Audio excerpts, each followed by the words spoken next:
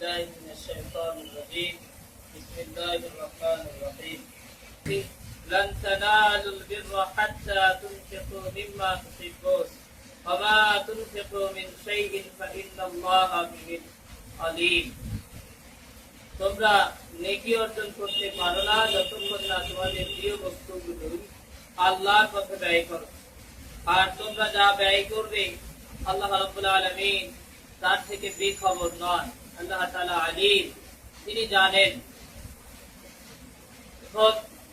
আল্লাহ সুবহানাহু ওয়া তাআলা পৃথিবীর বুকে যা আদিলানা নিজাম কায়েমের জন্য ইসলাম দিয়েছে সেই ইসলাম একটি পূর্ণাঙ্গ এবং পরিপূর্ণ এই পরিপূর্ণ ইসলামের মধ্যে আল্লাহ সুবহানাহু ওয়া তাআলা কোনো কমি কোনো খামতি রাখেন কোনো লিমিটেশন নেই বরং আল্লাহ সুবহানাহু ওয়া তাআলা মানব জাতির ইহকাল এবং পরকালের কল্যাণে সেই রকম ব্যবস্থাপনা প্রয়োজন সেই রকম ব্যবস্থাপনা আল্লাহ সুবহানাহু ওয়া তাআলা দিয়ে রেখেছেন মানুষ সেই ব্যবস্থাপনাকে নিজের স্বার্থে নিজের ভাবনায় নিজের গায়ের জোরে ক্ষমতার জোরে পরিবর্তন করেছে এবং এই পরিবর্তন করার রীতিনীতি কেবলমাত্র যে পৃথিবীতে আজকে তা নয় বরং যখনই নবী আলাইহিস সালাম মানব কল্যাণে যে কোনো রীতিনীতির প্রচলন করেছেন প্রতিষ্ঠা করেছেন ঠিক অপর দিকে জালেম যারা অত্যাচারী যারা স্বার্থান্বেষী গোষ্ঠী যারা তারা ক্রমশ তাদের নিজেদের স্বার্থকে সিদ্ধি করার জন্য এই কল্যাণময় ব্যবস্থাপনাকে ধ্বংস করার জন্য উঠে পড়ে লেগেছে আপনারা জানেন আল্লাহ সুবহানাহু ওয়া তাআলা নবী মুহাম্মদ সাল্লাল্লাহু আলাইহি ওয়াসাল্লামকে মক্কার জমিনে দিয়েছেন মক্কার জমিনে জন্ম হয়েছে বলে এই নয় যে তিনি কেবল মক্কি মানুষদের জন্য এসেছেন বরং তিনি পৃথিবীর প্রতিটা মানব জাতির কল্যাণে এসেছেন রাহমাতাল লিল আলামিন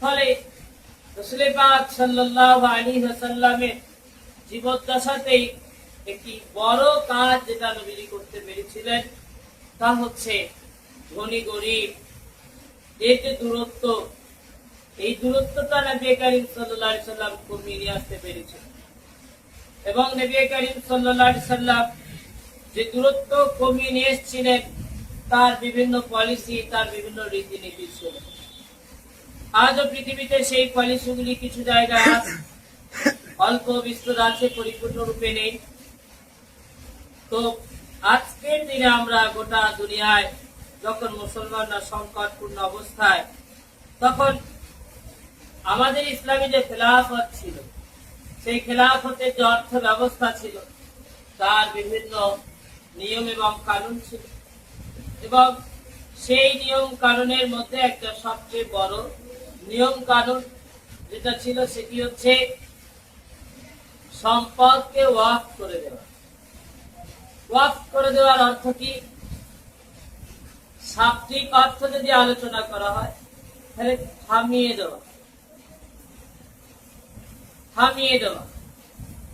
রাসূল পাক সাল্লাল্লাহু আলাইহি ওয়াসাল্লাম হাদিসে পাকের মধ্যে বলেছেন মানুষ যখন পৃথিবী থেকে বিদায় নিয়ে চলে যায় তখন মানুষের আর কোনো নেক কাজ করার সক্ষমতা থাকে না ইজা মাতাল ইনসান ইনকাতা আনহু আমালুহু ইল্লা মিন সালাসাতিন সাদাকাতিন জারিয়াতিন আও ইলমিন ইউনফাউ বিহি আও ওয়ালাদিন সালিহিন ইয়াদউ লাহু তিনটি বিষয় একটি হচ্ছে সাদাকায়ে জারিয়া সাদাকায়ে জারিয়ার দৃষ্টিভঙ্গি থেকে ওয়াকফ করার দৃষ্টিভঙ্গি এসেছে সাদাকায়ে জারিয়া এটা মানুষেরা স্ব-ইচ্ছায় কোনো কিছুকে আল্লাহর রাস্তায় দান করে দিল এটাকে সাদাকায়ে জারিয়া বলা আর মানুষ যখন সাদাকা করবে এই সাদাকা করে দেওয়ার পর দুনিয়ার মুখ থেকে বিদায় নিয়ে মানুষ চলে যাবে কবরে যাওয়ার পর এই সাদাকায়ে জারিয়ার যে সওয়াব এই যে কল্যাণ ওই মানুষটা কবরে যাওয়ার পর নামাজ পড়তে না পারে, রোজা রাখতে না পারে, তিলাওয়াতুল কোরআন করতে না পারে, যাকাত দিতে না পারে, তার তো আর আমল করার কোনো সুযোগ নাই, কারণ সে তো কবরের মধ্যে। কিন্তু তবুও সেখানে শুয়ে শুয়ে সে তিনটি আমলের সব পেতে থাকে। একটি হচ্ছে সাদাকায়ে জারিয়া, আর একটি হচ্ছে ইলম, যে জ্ঞান দ্বারা মানুষ উপকৃত হবে, পৃথিবীর মানুষ উপকার পাবে, এইরকম জ্ঞান যে মানুষকে শিখিয়ে দিয়েছে। আরেকটি হচ্ছে সুসন্তান রেখে যাওয়া, যারা কি করবে না বাবা মায়ের জন্য দোয়া করবে, আত্মীয় স্বজনদের জন্য দোয়া করবে, পূর্বপুরুষদের জন্য দোয়া করবে। এইরকম সন্তান, এই তিনটি আমলের দরজা খোলা। আল্লাহ সুবহানাহু ওয়া তাআলা পুরা কুরআন মাজিদ এবং রাসূল পাক সাল্লাল্লাহু আলাইহি ওয়াসাল্লাম হাদিসে পাকের মধ্যে দান করার ব্যাপারে, সাদাকা করে দেওয়ার ব্যাপারে, আল্লাহর রাস্তায় খরচ করে দেওয়ার ব্যাপারে উদ্বুদ্ধ করেছেন বিভিন্ন জায়গায়। বিশেষ করে কুরআন মাজিদ এবং হাদিসে পাকের মধ্যে মানুষদেরকে নিঃস্বার্থভাবে আল্লাহর রাস্তায় দান করে দেওয়া, এটাকে আল্লাহ তাআলা অনেক উঁচু মানের কাজ বলেছেন। এবং আল্লাহ সুবহানাহু ওয়া তাআলা বলেছেন, যারা জমিন ওয়ালার প্রতি রহম করে তাদের প্রতি আসমান ওয়ালা রহম করেন, অর্থাৎ আল্লাহ তাদের প্রতি রহম করেন। সেই দৃষ্টিভঙ্গির জায়গা থেকে রাসূল পাক সাল্লাল্লাহু আলাইহি ওয়াসাল্লামের জীবদ্দশাতে কিছু বাগান, যেগুলো রাসূলুল্লাহকে দেওয়া হলে রাসূলুল্লাহ সেগুলোকে ওয়াকফ করে দিয়েছেন, সেগুলি ওয়াকফ করে দেওয়া হয় আল্লাহর নামে। তার মানুষ বিক্রি করতে পারে না, সেটা সরকার হস্তক্ষেপ করতে পারে না, বরং সেটার মালিকানা খোদ আল্লাহ সুবহানাহু ওয়া তাআলা, তার মালিক আল্লাহ তাআলা। আর ওই ওয়াকফ করে দেওয়া সম্পত্তি, সেটা হতে পারে বাগান, হতে পারে কোনো প্রতিষ্ঠান, ঈদগাহ, কবরস্থান, মসজিদ, মক্তব, মাদ্রাসা, শুধু তাই নয়, বরং পৃথিবীর কোনায় কোনায় যত জায়গায় মুসলিমদের শাসন ব্যবস্থা ছিল, তাদের শাসন থাকাকালীন অবস্থাতে বিভিন্ন প্রতিষ্ঠান হয়েছে, সরকারি প্রতিষ্ঠান হয়েছে। এই সবগুলি ওই ওয়াকফের সম্পত্তি। কিন্তু ওয়াকফের সম্পত্তি দ্বারা উপকার পাবে গরিব মানুষেরা, এতিম মানুষেরা, মিসকিন মানুষেরা, হত দরিদ্র মানুষেরা। এমনকি ঐতিহাসিকরা লেখে যে ওয়াকফ করা সম্পত্তি, যেটা আল্লাহর রাস্তায় দান করে দেওয়া হয়েছে, এই সম্পত্তির উপকার কোন পর্যায়ে না, কোন কোন ঐতিহাসিক লেখেন যে এমনও দেখা গিয়েছে যে ওয়াকফ করে দেওয়া সম্পত্তিতে কোন সন্তানের বাবা মা বসবাস করে এবং সেই সম্পত্তি থেকে তারা জীবিকা উপার্জন করে। গরিব মানুষ, সন্তান হয়েছে, সেই সন্তান ওই বাড়িতে বড় হয়েছে, ওই বাড়িতে বড় হয়েছে এবং ওয়াকফ করা প্রতিষ্ঠানে পড়াশোনা করেছে, আবার ওয়াকফের প্রতিষ্ঠানে পড়াশোনা করে ওয়াকফের প্রতিষ্ঠানে চাকরি করেছে, সেইখানে চাকরি করে জীবিকা উপার্জন করেছে। আবার এমনও হয়েছে অসুস্থ যখন হয়েছে, ওয়াকফ করে দেওয়া সম্পত্তিতে যে হসপিটাল, যে চিকিৎসালয় গড়ে উঠেছে, সেখানে চিকিৎসা করা হয়েছে। আবার মানুষ যখন মারা গিয়েছে, ওয়াকফ করে দেওয়া খাটিয়া, কাফন এবং ওয়াকফ এর সম্পত্তিতে থাকা কবরস্থানে দাফন করে দেওয়া যায়। এটা হচ্ছে ইসলামে খেলাফতের সৌন্দর্য। যার কেউ নাই, তার আল্লাহ আছে, অর্থাৎ আল্লাহ সুবহানাহু ওয়া তাআলা তিনি রাসূল পাক সাল্লাল্লাহু আলাইহি ওয়াসাল্লামের মাধ্যমে যে নজির পৃথিবীতে রেখেছিলেন ওয়াকফ করে দেওয়া, এটা খোদ রাসূলুল্লাহ সাল্লাল্লাহু আলাইহি ওয়াসাল্লাম করেছেন, সাহাবায়ে কেরাম রিদওয়ানুল্লাহ আজমাইন করেছেন। এবং ওয়াকফ যখন করে দেওয়া হয়, ওইটা মন্দ কাজে ব্যবহার করা যাবে না, সরকার হস্তক্ষেপ করতে পারবে না। কিন্তু বর্তমান পরিস্থিতি যেটা হয়েছে, পৃথিবীর বুকে বিভিন্ন জায়গায় ইসলামী শাসন ব্যবস্থা ছিল, যেখানে ইসলামী শাসন ব্যবস্থা ছিল সেখানেই ওয়াকফের সম্পত্তি ছিল। স্বাভাবিকভাবে সবচেয়ে বেশি ওয়াকফের যে সম্পত্তি আমাদের ভারতবর্ষ যখন অখণ্ড ভারত, বাংলাদেশ, পাকিস্তান, এই সমস্ত জায়গা সহ এক কথায় মুঘল সম্রাট এদের শাসন করেছে, মুসলিমরা ছিল। তখন অনেক দানবীর, যেমন আমাদের হুগলির হাজী মোহাম্মদ মহসিন, যার প্রচুর সম্পত্তি দান করা আছে, এবং ইতিহাস সাক্ষী দেয় যে ভারতের মুসলমানরা শুধু নয় বরং পৃথিবীর মুসলমানরা কতটা পরিমাণে দান করতে পারে। তো ওই দান করে দেওয়া যে সম্পত্তি, সেই সম্পত্তি যে আজকের আমাদের বর্তমান ভারতে যেটা হয়েছে, সবচেয়ে বেশি ওয়াকফের সম্পত্তি আছে তুরস্কে, আছে বাংলাদেশ, পাকিস্তান, এই সব জায়গাতেও আছে। কিন্তু দুঃখজনক হলেও সত্য, বর্তমান ভারত সরকার তারা দাবি করছেন যে ওয়াকফের সম্পত্তি নাকি সরকারের সম্পত্তি, ওয়াকফের সম্পত্তি নাকি উচ্চ শ্রেণীর মুসলমানরা ভোগ করে। এ কথাটি কথা বলতে দ্বিধা নেই। আন্দোলন যখন করতেই হচ্ছে ভারতের মুসলমানদেরকে, এবং কোনায় কোনায় আন্দোলন যখন করতে হচ্ছে, এবং ওয়াকফের সম্পত্তি যখন আমাদের মসজিদকে নিয়ে, আমাদের মাদ্রাসাকে নিয়ে, আমাদের মক্তবকে নিয়ে, আমাদের কবরস্থানকে নিয়ে, তো বলতে দ্বিধা নেই ভারতবর্ষের জমিনে শুধু নয় বরং খোদ বাংলায় আমাদের যারা এমপি, আমাদের যারা রাজনৈতিক নেতৃত্ব, সেটা হতে পারে সিপিএম, হতে পারে টিএমসি, যারাই ক্ষমতায় এসেছে তারা কি তাদের নিজেদের ক্ষমতাকে ব্যবহার করে ওয়াকফের সম্পত্তি দ্বারা নিজেরা উপকার পেয়েছে, বা ওই মন্ত্রীগুলি তারা কি করেছে ওয়াকফের সম্পত্তি নিজেরা ব্যবহার করেছে। এবং এক শ্রেণীর মুসলিম মন্ত্রী আছে যারা এখনো পর্যন্ত গরিবদের জন্য বরাদ্দ করা ওয়াকফের সম্পত্তি নিজেরা ব্যবহার করছে, এটা অস্বীকার করার জায়গা নেই। কিন্তু ভারত সরকার তারা দাবি করছে যে ওয়াকফ সম্পত্তি নাকি সরকারের সম্পত্তি। কিন্তু ভারতবর্ষের বুকে যখন স্বাধীন ভারতবর্ষ হয়েছে, ওয়াকফ তখনকার বিষয় নয়, বরং মুঘল সম্রাট থেকে যখনই শাসন ব্যবস্থা এসেছে তখন থেকে ওয়াকফের সম্পত্তি ভারতবর্ষের মাটিতে আছে। এবং ভারতবর্ষের মাটিতে সবচেয়ে বেশি সম্পদ রেল এবং আর্মি অর্থাৎ সেনাবাহিনীর হাতে। এই দুইটা প্রতিষ্ঠান বা এই দুইটা ব্যবস্থাপনার পরে সবচেয়ে বেশি সম্পত্তি, প্রপার্টি আমরা মুসলিম যারা, আমাদের বাবা দাদা, আমাদের বাবা আজদাদ যারা, তারা ভারতবর্ষের গরিব মুসলিমদের কল্যাণে ব্যয় করে গিয়েছেন, দান করে গিয়েছেন। তা মুসলিমদের ব্যবহার করার জন্য, উপকারের জন্য। কিন্তু ভারত সরকার দাবি করছে এই জমি নাকি সরকার। এখন এই দাবি কতটা গ্রহণযোগ্য? ভারতবর্ষের সংবিধানের যদি দিকে তাকান, এখানে বলা হচ্ছে যে ভারতবর্ষের মাটিতে বসবাস করা প্রতিটা ধর্মীয় গোষ্ঠী তারা তাদের নিজেদের ধর্মীয় প্রতিষ্ঠান নিজেদের মতো পরিচালনা করতে পারে, নিজেদের মতো দেখাশোনা করতে পারে। এ ব্যাপারে ভারত সরকার হস্তক্ষেপ করতে পারে না। অর্থাৎ ভারতবর্ষের মাটিতে যেমন হিন্দুদের দেবত্ব সম্পত্তি আছে, খ্রিস্টানদের তাদের ধর্মীয় সম্পত্তি আছে, ধর্মীয় প্রতিষ্ঠান আছে, শিখদের গুরুদুয়ারা আছে, তো তাদের যেমন সম্পত্তি আছে, আমরা ভারতীয় মুসলিমরা আমাদেরও ওয়াকফের সম্পত্তি আছে।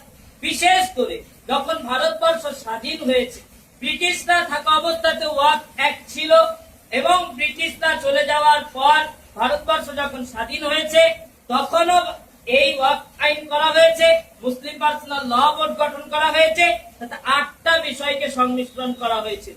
ওই 8টা বিষয়ে মুসলিমদের হস্তক্ষেপ ছিল, এ ব্যাপারে সরকার হস্তক্ষেপ করবে না, এটাই বলা ছিল। কিন্তু বর্তমান বিজেপি সরকার ক্ষমতায় থাকার কারণে তারা প্রায় গত নভেম্বর এবং তারও আগে থেকে পায়তারা করেছে এই ওয়াকফের সম্পত্তিটা সরকার নিজে হস্তক্ষেপ করবে। তাদের দাবি কি? তারা বলতে চাইছে এই সম্পত্তি সরকারের সম্পত্তি। তাহলে এই সম্পত্তি যদি সরকারের হয়, তাহলে হিন্দু ধর্মের মন্দির তাদের সম্পত্তিটা কার সম্পত্তি? গুরুদুয়ার সম্পত্তিটা কার সম্পত্তি? খ্রিস্টান কমিউনিটির ধর্মীয় প্রতিষ্ঠানগুলি কার সম্পত্তির উপরে আছে? এবং প্রতিটা কমিটি, হিন্দু কমিউনিটি, শিখ কমিউনিটি, খ্রিস্টান কমিউনিটি অথবা আরো অন্যান্য ধর্মীয় যারা আছে, তাদের সম্পত্তি দেখাশোনা, তাদের সম্পত্তি রক্ষণাবেক্ষণ, তার দেখভালের দায়িত্ব প্রতিটা ইন্ডিপেন্ডেন্ট কমিটি আছে, ইন্ডিপেন্ডেন্ট তাদের ব্যক্তিত্ব আছে, দায়িত্বশীল আছে, তারা দেখাশোনা করে। কিন্তু বর্তমানে ভারত সরকার ওয়াকফ সংশোধনের আইনের নামে ভারতবর্ষের মুসলিমদের মসজিদ থেকে শুরু করে মাদ্রাসা, মক্তব, কবরস্থান, ঈদগাহ সবগুলিকে দখল করে নেওয়ার পায়তারা শুরু করেছে। তা নয়, বরং তারা যেহেতু সরকার সম্পূর্ণ হিন্দুদেরকে নিয়ে এবং মুসলিম এমপি তাদের মধ্যে নাই, মানে তারা জোরপূর্বক বিল পাস করলো এবং জোরপূর্বক বিল পাস করলো রাতের অন্ধকারে 2টা-2:30টা নাগাদ, এবং 3 দিনের মাথায় তারা করলো কি, সে এই বিলকে রাষ্ট্রপতির সিগনেচারের মাধ্যমে আইনে পরিণত করলো। আজকের ভারতবর্ষের মুসলমানেরা যদি এই আইনের বিরোধিতা করতে না পারে, এই আইনকে যদি বাতিল করতে না পারে, আগামীতে এই মসজিদে এসে নামাজ পড়ার ক্ষমতা আপনার হবে না। কারণ সরকার ওই আইনের বলে কালেক্টর বসাবে আর কালেক্টর নোটিশ দেবে, বলবে এই জমি সরকারের জমি, অতএব আপনার নামাজ পড়া বন্ধ করুন। এই পরিস্থিতি তারা তৈরি করেছে। এই রকম একটা জায়গা থেকে এবার যদি আমরা সাংবিধানিক দৃষ্টিকোণ দেখি, তো সাংবিধানিক গণতান্ত্রিক কোনো কিছু এগুলিকে গ্রহণযোগ্যতা দেয় না। কারণ ভারতবর্ষের প্রতিটা ধর্মীয় গোষ্ঠীর তাদের নিজেদের ধর্মাচার, নিজেদের ধর্ম পালনের অধিকার আছে। কিন্তু এই ওয়াকফ সম্পত্তি সংশোধনের নামে সরকার যে আইন পেশ করলো, এই সম্পূর্ণ গণতন্ত্র বিরোধী, এই সম্পূর্ণ সংবিধান বিরোধী, এবং ভারতবর্ষের যে প্লুরাল সোসাইটি, বৈচিত্র্যময় যে একটি দেশ, যেখানে হিন্দু বাস করে, জৈন বাস করে, খ্রিস্টান বাস করে, বৌদ্ধ বাস করে, সবাই সবার নিজেদের ধর্ম পালন করে, এটাই হাতছানি দেওয়া হলো। এবং বিজেপি সরকার এখনো যে দাবি করেছে যে ওই কমিটিতে নাকি চুরি চামারি হচ্ছে, ওয়াকফ সম্পত্তি নাকি তছনছ হচ্ছে। তো ওয়াকফ সম্পত্তি যদি তছনছ হয়, এই কারণে তারা সংশোধনের নামে করলো কি না, যে ওয়াকফ কমিটি হবে তাতে অমুসলিমদেরকে ঢুকতে দিতে হবে, অর্থাৎ ক্ষমতা ওয়াকফ যে বোর্ড হবে তার ক্ষমতা অমুসলিমদেরকে দিতে হবে। তাদের যুক্তি কি, যে অমুসলিমরা যদি ক্ষমতা পায় তাহলে চুরি চামারি বন্ধ হয়ে যাবে। তো চুরি চামারি কি কেবল ওয়াকফ সম্পত্তির উপরে হচ্ছে? ভারতবর্ষের চাকরিতে চুরি চামারি আছে, রেলে দুর্নীতি আছে, সবকিছুতে দুর্নীতি। আর তোমরা সরকার বললে কি যে ওই চুরি চামারি বন্ধ করার জন্য আমরা এই ওয়াকফের যে বোর্ড হবে তাতে অমুসলিমদেরকে ঢোকা বাধ্যতামূলক। তাহলে অমুসলিমরা যদি ওয়াকফ সম্পত্তির ভিতরে ঢুকতে হয়, তাহলে তোমাদের হিন্দুদের যে দেবত্ব সম্পত্তির বোর্ড আছে তাতে মুসলিমদেরকে ঢুকতে দাও, সেখানে তো তোমরা ঢুকতে দাওনি। শিখদের যে গুরুদুয়ারা আছে সেই বোর্ডে তো মুসলিমরা নেই, তাহলে কেবলমাত্র কিসের জন্য মুসলিমদের ওয়াকফ বোর্ডে তোমরা ঢুকতে চাইছো? তাহলে সোজা কথা, তোমরা সংখ্যা গরিষ্ঠ, তাই তোমরা আমাদের কমিটিতে প্রবেশ করবে এবং নিজেদের ক্ষমতা দেখাবে এবং আমাদের জমিগুলিকে দখল করার জন্য প্রচেষ্টা অলরেডি চালিয়েছে। এমনকি উত্তরপ্রদেশের সরকার যোগী সে একটা বড় কবরস্থানকে দখল করে নিয়েছে গত সপ্তাহে। এইটা হচ্ছে বর্তমান পরিস্থিতি। মসজিদের মেম্বারগুলি যদি এগুলি প্রতিবাদ না করে, আগামীতে মসজিদে নামাজ পড়ার সুযোগ মুসলমানদের হবে না, একেবারে স্পষ্ট কথা। আর এই যে আন্দোলন, এই যে বিরোধিতা, এই যে প্রতিবাদ, আপনার হয়ে টিএমসি করবে না, আপনার হয়ে সিপিআইএম করবে না। যদি করে ভালো, তাদের জন্য স্বাগতম জানাচ্ছি, কিন্তু তাদের দিকে তাকিয়ে থেকে মুসলমানেরা বসে থাকতে পারে না। মুসলমানদের বসে থাকার সুযোগ নাই, কারণ অলরেডি তারা দখল করে নিয়েছে এবং আইন তারা পাশ করেছে। তাহলে তোমরা যখন তোমাদের কমিটিগুলিতে অমুসলিমদেরকে নাওনি, আমাদের ওয়াকফ বোর্ডে তোমাদের 3 জনকে নিতে হবে। তারা কারা? না ভারতবর্ষের প্রাক্তন বিচারপতি হবেন। তারা কি করবেন? তারা ঠিক করবেন এই মসজিদের জায়গাটা ওয়াকফের সম্পত্তি নাকি সরকারের সম্পত্তি। তো যে সম্পত্তি আজ থেকে 600 বছর আগে, এই আজকালে আমরা যে মসজিদে জুমাই খুতবা দিচ্ছি, এই মসজিদে প্রায় 300 বছর আগেকার পুরনো মসজিদ। তো এই মসজিদের এখন যদি কাগজ খুঁজতে যাওয়া হয়, তো স্বাধীন ভারতবর্ষের পরে কোথায় এই কাগজ কোথায় গিয়েছে কেউ কি দিতে পারবে? দেওয়া সম্ভব নয়। কমিটি আছে, দীর্ঘদিনে মসজিদে নামাজ হচ্ছে, কিন্তু তারা করতে চাইলো কি যে তারা কালেক্টর বসাবে এবং ওই বিচারপতি, অর্থাৎ যে বিচারপতি বিজেপি কাসা, সে কালেক্টর হবে অথবা অন্য কেউ হবে, এসে দাবি করবে এই মসজিদটা সরকারের, এই মসজিদ আপনাদের নয়। এসে এই মসজিদে তালা ঝুলানোর ব্যবস্থা তারা করবে। অলরেডি শুরু হয়ে গিয়েছে। স্পষ্ট কথা, আজকে এই পরিস্থিতি মোকাবেলার জন্য ভারতবর্ষের জমিনে প্রচুর মুসলিম সংগঠন আছে। বিশেষ করে আজ থেকে 4 মাস আগে অল ইন্ডিয়া মুসলিম পার্সোনাল ল বোর্ড তারা প্রচার প্রসার করেছে। সেই নভেম্বর মাসে কলকাতায় রামলীলার ময়দানে প্রোগ্রাম হয়েছে, যেখানে হাদিস, হানাফি, দেওবন্দি, ফুরফুরা, জামাত ইসলাম, বিভিন্ন সংগঠন, এমনকি যারা রাজনৈতিক অরাজনৈতিক অনেক সংগঠন আন্দোলন করছে। গতকালও আন্দোলন হয়েছে। এইরকম পরিস্থিতি থেকে অল ইন্ডিয়া মুসলিম পার্সোনাল ল বোর্ডের নেতৃত্বে যে আইনি প্রক্রিয়া চলছে, সেই আইনি প্রক্রিয়া যেমন চলবে, ঠিক তেমনি আমরা যারা মুসলমান, আমাদের বাপদাদা 14 পুরুষেরা আমাদের জন্য যে জমি দান করে গেল, আমরা যদি ওই জমিকে রক্ষণাবেক্ষণ করতে না পারি, কিয়ামতের দিন হাসরের ময়দানে খামোখা আপনি উঠবেন, আল্লাহ তাআলা সেদিন আমাকে আপনাকে জবাবদিহি করবেন যে তোমরাও তো মুসলমান ছেলে, তোমাদের বাপ দাদারা তোমাদের জন্য ওয়াকফ করে গেল যে সম্পত্তি, তোমরা সেটা রক্ষণাবেক্ষণ পর্যন্ত করতে পারোনি। এজন্য আজকের আমাদের এই জায়গায় ভূমিকা রাখতে হবে। আগেও বলেছি, রাজনৈতিক দলগুলো আমাদের সহযোগিতা করলো কি না করলো সেটা দেখার বিষয় নয়। এই আন্দোলন, এই প্রতিবাদ, এই বিক্ষোভ, আমরা মুসলিমরা আমাদের আন্দোলন, আমাদের প্রতিবাদ কাঁধে কাঁধ মিলিয়ে, কণ্ঠে কণ্ঠ মিলিয়ে এই আইনের বিরোধিতা আমাদেরকে করতে হবে। এই বিরোধিতা যদি আমরা করতে পারি, সরকার বাধ্য হবে ওই আইনকে বাতিল করতে।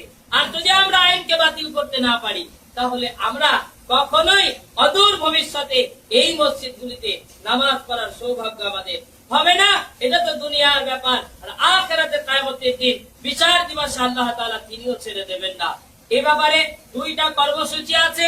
একটা কর্মসূচি হচ্ছে 26 এপ্রিল, গতকাল মুসলিম পার্সোনাল ল বোর্ড এবং আমাদের রাজ্যের সমস্ত ইসলামিক সংগঠন সহ মুসলিম পার্সোনাল ল বোর্ডের যিনি প্রেসিডেন্ট, তারা থেকে গতকাল কর্মসূচি নিয়েছে 26 তারিখ ব্রিগেডের ময়দানে বৃহত্তর আন্দোলন এবং বৃহত্তর প্রতিবাদ হবে। আপনার ব্যক্তিগত যত কাজ আছে, সমস্ত কাজের ঊর্ধ্বে এটাকে প্রায়োরিটি দিয়ে 26 তারিখে নিজের খরচায়, নিজের দায়িত্বে শান্তিপূর্ণভাবে কলকাতা ব্রিগেডের ময়দানে আপনার আমার হাজিরা দেওয়া, এটা ইমানি দায়িত্ব। কারণ এই জমি আমাদের কবরস্থান, আমাদের মসজিদ, আমাদের মাদ্রাসা, আমরা মরে যাওয়ার পর যে কবরস্থানে দাফন করা হবে সেই কবরস্থান প্রসঙ্গের আন্দোলন। আমরা যে মসজিদে নামাজ পড়ি সেই মসজিদ টিকে রাখার আন্দোলন। এ ভারতবর্ষে সংবিধান টিকে রাখার আন্দোলন, গণতন্ত্র টিকে রাখার আন্দোলন। ফলে সেই জায়গায় দাঁড়িয়ে থেকে সমস্ত দল মত ভুলে আপনি আপনার জায়গা থেকে প্রচার করুন। আপনার ভাই, আপনার বন্ধু, আপনার প্রতিবেশী, এমনকি অমুসলিমদের কাছে এই ওয়াকফ সম্পত্তি নিয়ে যে ভুল প্রচার, ভুল প্রোপাগান্ডা ছড়ানো হয়েছে যে এই সম্পত্তি নাকি আমরা জোর করে দখল করে বসে আছি, বরং তাদের কাছে ইসলামের একটা মৌলিক উসুল হচ্ছে দাওয়াত ইলাল্লাহ, তাদের কাছে ইসলামের সঠিক বার্তা পৌঁছে দেওয়া।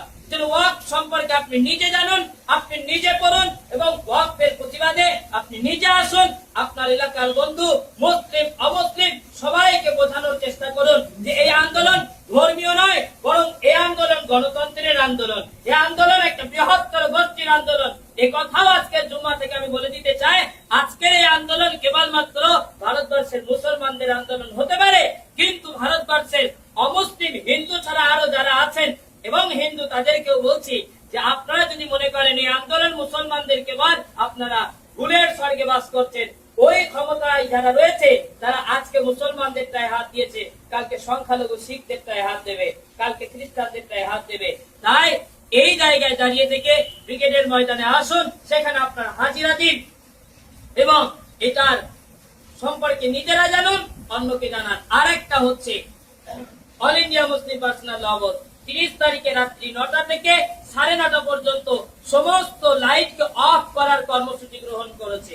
সেই দিন আপনারা অফ করার মাধ্যমে, লাইট বন্ধ করার মাধ্যমে অল ইন্ডিয়া মুসলিম পার্সোনাল ল বোর্ডের এই আন্দোলনের সাথে সামিল হবে। এবং আরেকটা বিষয় মাথায় রাখবেন, ইসলাম কখনো বিশৃঙ্খলা পছন্দ করে না, ইসলাম কখনো ঝামেলাকে পছন্দ করে না, বরং ইসলাম শান্তিপূর্ণভাবে আন্দোলন করতে পছন্দ করে।